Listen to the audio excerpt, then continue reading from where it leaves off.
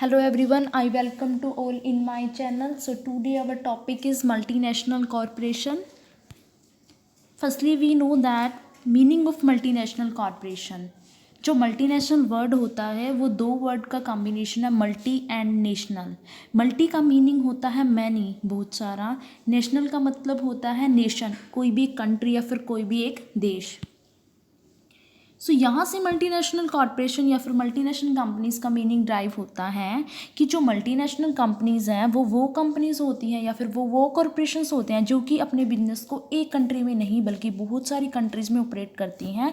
Example Coca Cola corporation. जैसे कि जो कोको कोला कॉरपोरेशन है इसका हेड क्वार्टर यूएसए में है और इसकी जो ब्रांचेज़ हैं वो बहुत सारी कंट्रीज़ में ऑपरेट करती हैं। मल्टीनेशनल कॉरपोरेशन को हम अनदर नेम से भी जानते हैं। फर्स्ट आता है translation corporation, second grand corporation, third world enterprises, fourth international enterprises. Next आता है feature of multinational corporation. Multinational corporation की कुछ फीचर्स होती हैं। फर्स्ट है जेंट साइज। जो एमएनसीज होती हैं वो लार्ज साइज कंपनीज होती हैं बिकॉज ये मोर देन वन कंट्रीज़ में अपने वर्क को ऑपरेट करती हैं और ये लार्ज स्केल पर अपनी एक्टिविटीज़ को परफॉर्म करती हैं, तो इनका जो साइज़ होता है वो लार्ज होता है। सेकंड आती है इंटरनेशनल ऑपरेशन। जो एमएनसीज होती हैं ये एक सिंगल इंस्टीट्यूशंस के हैंड में होती हैं बट इनके ऑपरेशन कंट्री की बाउंड्री के बाहर परफॉर्म किए जाते हैं, तो हम कह सकते हैं कि जो एमएनसीज हैं वो इंटरनेशनली ऑपरेट करती हैं। थर्ड पॉइंट आता है ट्रांसफ़र ऑफ रिसोर्सेज। जो एमएनसीज होती हैं वो एक कंट्री से दूसरी कंट्री में अपने रिसोर्सेज को ट्रांसफ़र करती हैं, जैसे कि इक्विपमेंट को, रॉ मटेरियल, इन सब को एक कंट्री से वो दूसरी कंट्री में क्या करती हैं, ट्रांसफ़र करती हैं। नेक्स्ट पॉइंट आता है वेरियड एक्टिविटीज़। जो एमएनसीज होती हैं वो बहुत सारी टाइप की एक्टिविटीज़ या फंक्शंस को परफॉर्म करती हैं और जो इनका मेन फंक्शन या फिर मेन एक्टिविटीज़ होती हैं वो सर्विस को प्रोवाइड करना होता है। इनकी एक मेन सर्विसेज है जो कि ये दूसरी कंट्रीज़ को प्रोवाइड कराती हैं, research and development. Next point आता है ओलिगोपोलिस्टिक स्ट्रक्चर। इसको हम ओलिगोपोलिस्टिक स्ट्रक्चर क्यों कहते हैं, क्योंकि जो एमएनसीज हैं वो मर्जर और टेक ओवर करती हैं।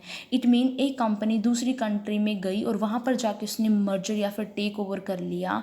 जैसे कि फ्लिपकार्ट ने जो फ्लिपकार्ट है उसको मालवर्ट के अकॉर्डिंग मर्ज कर लिया गया है, तो एमएनसी कंपनी मर्ज होकर अपने साइज को क्या कर लेती हैं, इंक्रीज कर लेती हैं।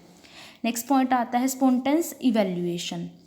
जो एमएनसीज कंपनी होती हैं वो पहले से प्री प्लान नहीं होती कि हमें ये प्लानिंग कर लिया और हम इसके अकॉर्डिंग अपनी कंपनी को ग्रो करेंगे, नहीं, बल्कि ये स्पॉन्टेनियस होती हैं। इट मीन्स ये बिना प्री प्लानिंग करे ही अपनी कंपनी को बढ़ाती जाती हैं। नेक्स्ट पॉइंट आता है सोफिस्टिकेटेड टेक्नोलॉजी। एमएनसी की एडवांस टेक्नोलॉजी में बहुत अच्छी क्या होती है, कमांड होती है। इट मीन्स जो भी न्यू टेक्नोलॉजी होती है वो एमएनसीज के पास होती है और एमएनसी उसका यूज़ करके वर्ल्ड क्लास में प्रोडक्ट और सर्विसेज को प्रोवाइड कराता है। नेक्स्ट पॉइंट आता है सेंट्रलाइज कंट्रोल। जो एमएनसीज होती हैं इनका मेन जो हेडक्वार्टर होता है वो होम कंट्री में होता है और जो इनके ऑपरेशंस होते हैं वो सारी कंट्री में परफॉर्म किए जाते हैं, तो हम कह सकते हैं एमएनसी के ऊपर कंट्रोल होम कंट्री का होता है। लास्ट पॉइंट आता है प्रोफेशनल मैनेजमेंट। जो एमएनसीज होती हैं इसमें जितने भी मैनेजर होते हैं वो हाईली प्रोफेशनल होते हैं, तभी वो हर एक जो टेक्नोलॉजी है उसको अच्छे से हैंडल कर सकते हैं। तो इसमें जितने भी एम्प्लॉय या मैनेजर होंगे वो हाईली प्रोफेशनल होंगे, तो प्रोफेशनल मैनेजमेंट होगी। So in this video we are going to talk about what is multinational corporation and feature of multinational corporation. If you like my video, please subscribe my channel and do not forget press bell icon. Thank you everyone.